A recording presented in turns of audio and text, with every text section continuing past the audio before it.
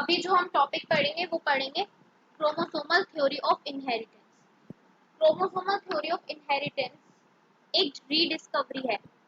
मैंने आपको पहले भी बताया था, जो मेंडल का वर्क था उन्हें 3 लोगों ने क्या रीडिस्कवर किया था। उन 3 लोगों के नाम क्या क्या थे? कार्ल कॉरेंस, टेस्मा और तीसरा कौन सा था? वॉन। इन तीनों ने मेंडल के वर्क को रीडिस्कवर किया था।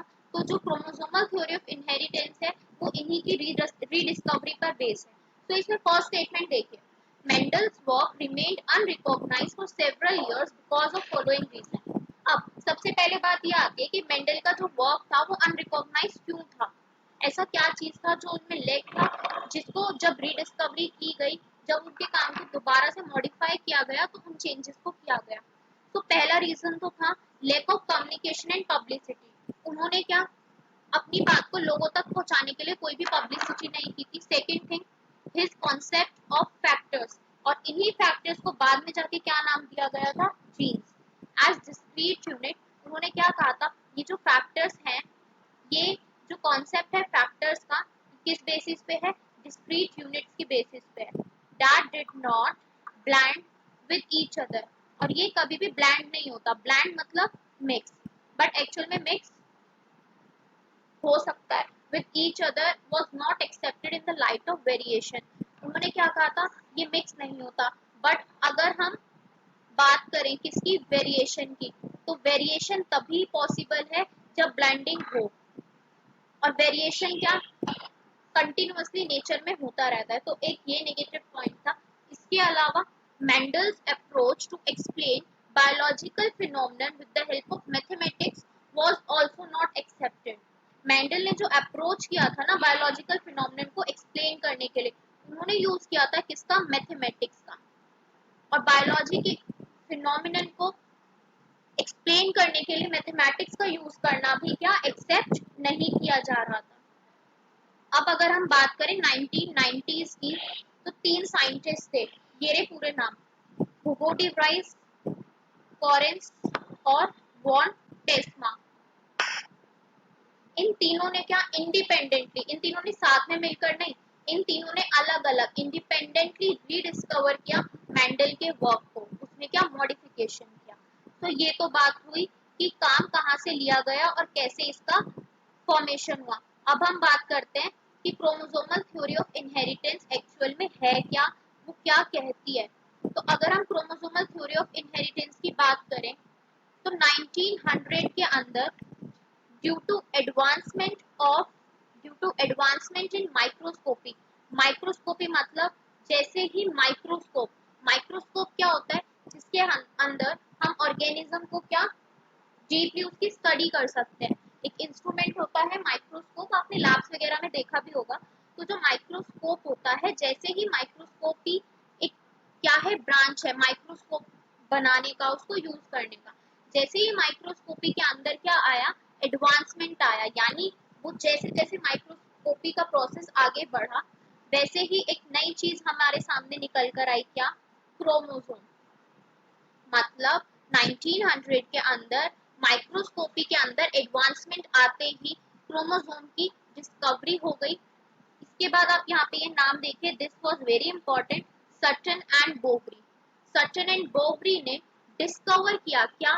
The behaviour of chromosomes was parallel to the behaviour of genes. Sutton and Boveri ने क्या डिस्कवर किया? उन्होंने ये कहा कि जो क्रोमोसोम का बिहेवियर है वो बिल्कुल पैरेलल है किसके बिहेवियर के? जीन्स के बिहेवियर के। यानी एक तरीके से इन्होंने क्या कहा सटन एंड बोवरी ने, कि जो जीन्स का फंक्शन है वो क्रोमोसोम के फंक्शन के बहुत हद तक क्या सिमिलर है, सेम है। नेक्स्ट पॉइंट क्या कहती है chromosomal theory of inheritance? Chromosomes and genes both occurs in pair. This is to be noted कि जो क्रोमोसोम और जीन्स है वो हमेशा किस में पाए जाते हैं? पेयर्स में। कभी भी आपको सिंगल नहीं मिलेगा। जैसे अगर हमने मोनोहाइब्रिड में क्या पढ़ा था कि वो पेयर में होते हैं, कैपिटल टी होगा, या फिर क्या हो सकता है? Capital T small T. और थर्ड केस हमारे सामने क्या था, स्मॉल टी स्मॉल टी। अगर हम तीनों में से किसी भी केस को चेक करें तो इन तीनों में ही जो हमारा एलील है, वो किस में है, पेयर में है। तो क्रोमोसोम और जीन हमेशा कैसे पाए जाएंगे, पेयर्स में मिलेंगे। Two alleles of a gene pair are located. अब ये जो पेयर में तो मिलेंगे, अभी लोकेट कहाँ करेंगे, इनकी लोकेशन कहाँ पर होगी, तो इनकी लोकेशन होगी on homologous site of homologous chromosome. यानी कि क्रोमोसोम और जीन्स दोनों ही कहाँ पर मिलते हैं, homologous site of homologous chromosome. Homologous chromosome की होमोलोगस साइट पे मिलते हैं। इसके अलावा अगर हम देखें तो नेक्स्ट स्टेटमेंट क्या है, Sutton and Boveri further propose that it is the pairing and separation of a pair of chromosome. Sutton and Boveri ने क्या कहा, उन्होंने प्रपोज किया कि जो पेयरिंग होती है, ये जो पेयर बनता है और इनका जब सेपरेशन होता है, सेपरेशन वाला हमने एक लॉ पढ़ा था, लॉ ऑफ सेग्रीगेशन। वो क्या कहता है कि वो सेपरेट कर जाते हैं, वो अलग अलग हो जाते हैं। अलग अलग क्यों हो जाते हैं, ताकि वो अपने फीचर्स को एक्सप्रेस कर सके। सटन एंड गोब्री ने फर्दरली क्या कहा, उन्होंने आगे ये प्रपोज किया कि जो पेयरिंग होती है और जो सेपरेशन होता है किसका, पेयर ऑफ क्रोमोसोम का, that ultimately leads to segregation of the pair of factors that they carry। जब एलील का सेपरेशन होता है तो उसी के सेपरेशन के साथ क्या, फैक्टर्स का भी सेपरेशन हो जाता है। और फैक्टर्स का मतलब क्या है यहाँ पर, factors means genes. Last but not the least, union of knowledge of chromosomal segregation with Mendelian principles constitutes chromosomal theory of inheritance। ये स्टेटमेंट हमें क्या बताता है कि क्रोमोसोमल थ्योरी ऑफ इनहेरिटेंस बना कैसे है। जितनी भी क्रोमोसोम की सेग्रीगेशन होने की जो भी नॉलेज थी और जो मेंडल के प्रिंसिपल्स थे, मेंडल ने प्रिंसिपल दिए थे, 3 प्रिंसिपल थे, कौन कौन से, law of dominance, law of segregation and law of independent assortment. इसके अलावा लॉ ऑफ सेग्रीगेशन के अंदर दो लॉ उसके अंदर आते हैं, कौन कौन से, को डोमिनेंस और इनकम्प्लीट डोमिनेंस। तो ये स्टेटमेंट क्या कहता है कि क्रोमोसोमल सेग्रीगेशन की जितनी भी नॉलेज थी प्लस मेंडल के प्रिंसिपल्स को भी ऐड कर दो, तो जो यूनियन है इन सब का, वो क्या कंस्टिट्यूट करता है, वो बनाता है हमारा क्रोमोसोमल थ्योरी ऑफ इनहेरिटेंस। तो ये पूरा टॉपिक था क्रोमोसोमल थ्योरी ऑफ इनहेरिटेंस के बारे में। बहुत ज्यादा इंपॉर्टेंट थ्योरी है, हमारे एग्जाम में अक्सर इससे क्वेश्चन आता है।